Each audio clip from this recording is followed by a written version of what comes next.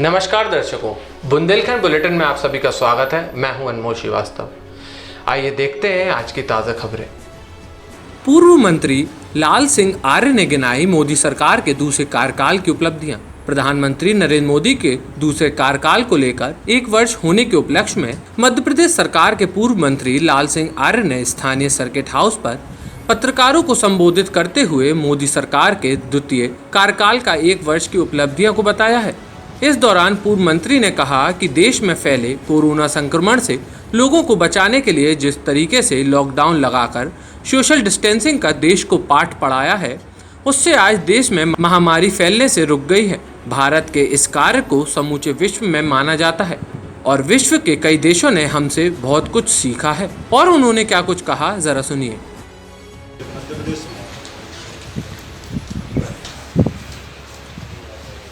देश के यशस्वी प्रधानमंत्री आदरणीय नरेंद्र मोदी जी के पिछले 1 वर्ष दूसरे कार्यकाल का जो हुआ है पूर्ण, उस 1 वर्ष के भीतर जन कल्याण, जनहित, राष्ट्रहित और कोरोना जैसी महामारी के समय विश्व मंदी जो चल रही है उसके बीच में देश का मान, सम्मान, स्वाभिमान, देश की आकांक्षाएं, अपेक्षाएं किस प्रकार से पूर्ण की हैं, इस हेतु से हम आप सबके बीच में चर्चा करने आए हैं। प्रेस नोट भी हमने आपको दिया है। देश को लगभग 70 साल से ज़्यादा आज़ाद हुए हो गए लोगों की अपेक्षाएं सरकारों से थी। देश में 57 वर्ष कांग्रेस की सरकार रही है, मध्य प्रदेश में 45 साल सरकार रही है। और इसलिए हर सरकार से कहीं ना कहीं लोगों की अपेक्षा होती है, चाहे वो किसान हो, चाहे बेरोजगार हो, चाहे उद्योगपति हो, चाहे राष्ट्रीय मुद्दे हो, चाहे उत्तर घटाने का मामला हो, चाहे राम मंदिर का मुद्दा हो, चाहे समान नागरिक संहिता का मामला हो। लोगों की सरकार से अपेक्षाएं रही कि ये पूर्ण होगी, लेकिन सरकारें नहीं कर पाई। लेकिन नरेंद्र मोदी जी ने पिछले 5 वर्ष के कार्यकाल को हम चर्चा नहीं करना चाहते, केवल 1 वर्ष के भीतर आप सबने वो सब चीज़ें देखी हैं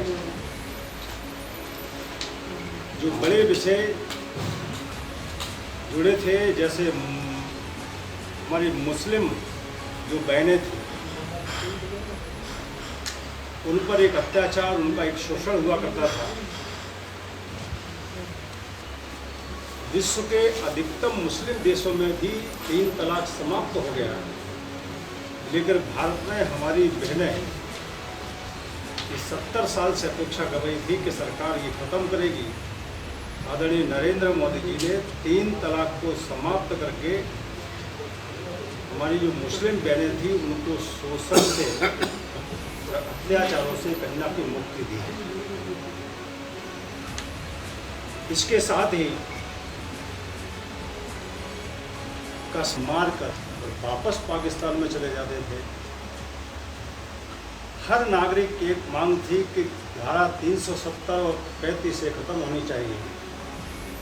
नरेंद्र मोदी जी ने वोट की राजनीति को खुटी पर टांग कर और देश में कश्मीर की धारा 370 और 35 से बहुत सफलतापूर्वक उसको समाप्त कर दिया। हम लोग नारा भी लगाते थे, एक देश में 2 प्रधान, 2 निशान, 2 विधान नहीं चलेंगे। जहाँ हुए बलिदान मुखर्जी, वो कश्मीर हमारा है, जो कश्मीर हमारा है वो सारे का सारा है।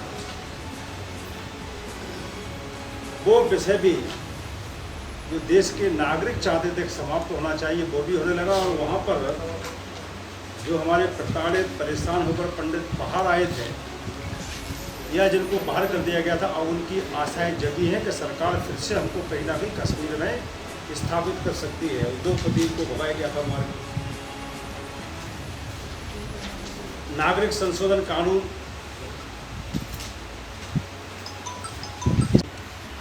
लगभग 2300 करोड़ लोगों का बोनस का पैसा डाल दिया है।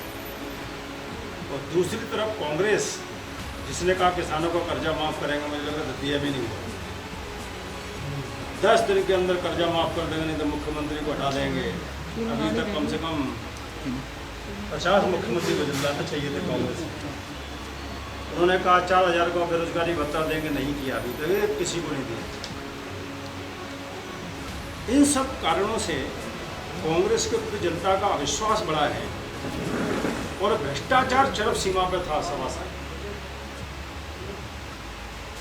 इन 2 महीने के भीतर कोरोना से जिस प्रकार से सरकार ने लड़ा है, उसमें लोगों को जो मदद हो सकती है, उसके कारण लोगों का विश्वास बढ़ा है। उस आधार पर मैं कह सकता हूँ कि 24 सीटों पर भारतीय जनता पार्टी के कमल का झंडा फहरा है। जो 24 से रिपीट हो गए कि कोई सर्वे करवाया है पार्टी ने? मुझे लगता है कि ये पार्टी के उस नेतृत्व को तय करना है। ये कोई इलेक्शन कमेटी होती है, हमारे मुख्यमंत्री जी हैं, हमारे अध्यक्ष महोदय, हमारे संख्या मंत्री जी हैं, वो जैसा निर्णय करेंगे पार्टी का कार्यकर्ता वैसा निर्णय करेगा। हम नहीं हो, कोई भी रहेगा, भारतीय जनता पार्टी का कार्यकर्ता रहेगा। संभावना है आपके नाम की? मुझे लगता है कि 0 है।